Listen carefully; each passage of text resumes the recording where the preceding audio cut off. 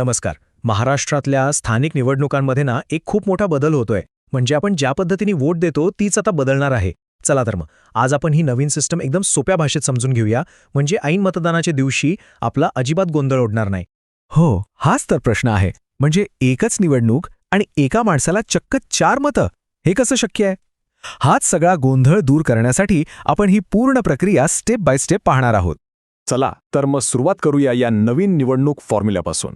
हा जो काही बदल आहे ना, तो फक्त 1-2 शहरांपुरता नाहीये, तर त्याचा परिणाम संपूर्ण महाराष्ट्रातल्या निवडणुकांवर होणार आहे. एक नाही, दोन नाही, तर तब्बल 29 महानगरपालिकांमध्ये या नवीन निवडणूक प्रणालीचा वापर केला जाणार आहे. आता या आकड्यावरूनच आपल्याला अंदाज येतो की हा बदल किती मोठा आणि महत्त्वाचा आहे.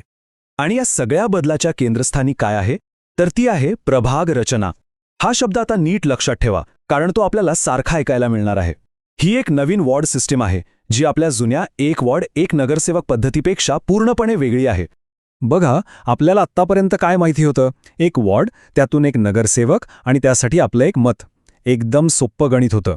पण आता हे चित्र पूर्णपणे बदलणार आहे. चला पाहूया हे नवीन गणित नेमकं आहे तरी कसं आणि ते काम कसं करतं. मतदान केंद्रावर कमीत कमी 2 व जास्तीत जास्त 4 ईव्हीएम म्हणजेच इलेक्ट्रॉनिक वोटिंग मशीन असतील.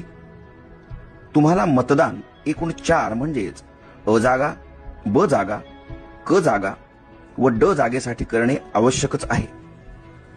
उमेदवारांच्या संख्येनुसार या 4ही जागांची आखणी ईव्हीएम मशीनवर होईल.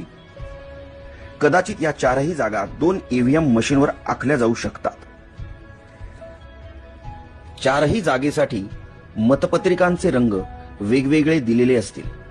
अ जागेसाठी पांढरा रंग, ब जागेसाठी फिका गुलाबी रंग, क जागेसाठी फिका पिवळा रंग व ड जागेसाठी फिका निळा रंग असेल. प्रत्येक मशीनवर उमेदवाराचे नाव व त्याचे निवडणूक चिन्ह असेल. अ जागेखालील योग्य उमेदवारासमोरील बटन दाबा, लाल लाईट लागेल. याचा अर्थ अ जागेसाठी मतदान प्रक्रिया पूर्ण झाली. ब जागेसाठी हीच पद्धत वापरा, क जागेसाठी हीच पद्धत वापरा, ड जागेसाठी हीच पद्धत वापरा.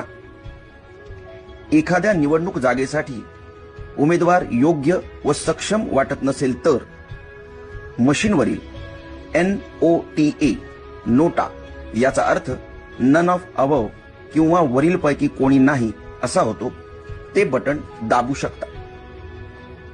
ड जागेसाठी मतदान केल्यावर बजर वाजेल. याचा अर्थ तुमची 4ही जागांसाठीची मतदान प्रक्रिया पूर्ण झाली. धन्यवाद. तुमचं मत हीच तुमची ताकद. तर ही प्रभाग रचना म्हणजे नेमकं काय? अगदी सोप्या भाषेत सांगायचं तर आता एका वॉर्डातून फक्त एकच उमेदवार निवडून येणार नाही, त्याऐवजी उमेदवारांचं एक पूर्ण पॅनेल असेल. म्हणजे कसं? एकाच वॉर्डातून आपल्याला वेगवेगळ्या पक्षांचे किंवा अपक्ष उमेदवार मिळून एक गट दिसेल आणि आपल्याला त्या संपूर्ण गटातून 4 जणांना निवडायचं आहे. ही गोष्ट आणखी सोपी करायची असेल तर असं समजा की आपला पूर्ण वॉर्ड एक आहे. आणि आता खरी गंमत बघा, या एकाच वॉर्डमधून आता 1 नाही, 2 नाही, तर तब्बल 4 उमेदवार निवडून येणार आहेत. आणि हे 4ही जण मिळून एकाच वॉर्डचं प्रतिनिधित्व करतील. हाच या नव्या सिस्टीममधला सगळ्यात मोठा आणि महत्त्वाचा बदल आहे. चला आता येऊया सगळ्यात महत्त्वाच्या भागाकडे, म्हणजे प्रत्यक्ष मतदानाकडे. ईव्हीएम मशीनवर ही 4 मतं नक्की टाकायची तरी कशी? पण घाबरण्याचं अजिबात कारण नाहीये. ही प्रक्रिया अगदी सोपी आहे. बघा, तुम्ही ईव्हीएम मशीन समोर जाल तेव्हा तुम्हाला तुमच्या प्रभागातल्या सगळ्या उमेदवारांचं एक मोठं पॅनल दिसेल. त्या पॅनलमधून आपल्याला आपल्या पसंतीच्या 4 वेगवेगळ्या उमेदवारांना एक एक करून मत द्यायचं आहे. एक गोष्ट मात्र पक्की लक्षात ठेवा की मतं 4 वेगवेगळ्या उमेदवारांना द्यायची आहेत. एकाच उमेदवाराला 4 मतं देता येणार नाहीत. ठीक आहे, मत कसं द्यायचं हे तर कळलं, पण हा बदल का केलाय? या बदलामुळे नक्की काय होणार आहे? जुन्या आणि नवीन पद्धतीत नेमका फरक काय आहे आणि त्याचा आपल्यावर काय परिणाम होईल हे पण समजून घेऊया. हे बघा, हे चित्र सगळं काही स्पष्ट करतंय. आधी काय होतं? 1 मत 1 प्रतिनिधी. आता काय असणार आहे? 4 मतं आणि 4 प्रतिनिधी. यामागचा विचार असा आहे की एकाच व्यक्तीवर सगळी जबाबदारी टाकण्याऐवजी विकासासाठी एक पूर्ण टीमच जबाबदार असेल. चला, आता आपण जवळजवळ शेवटच्या टप्प्यात आलो आहोत.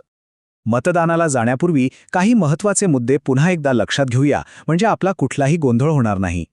तर लक्षात ठेवण्यासारखे 3 सोपे मुद्दे.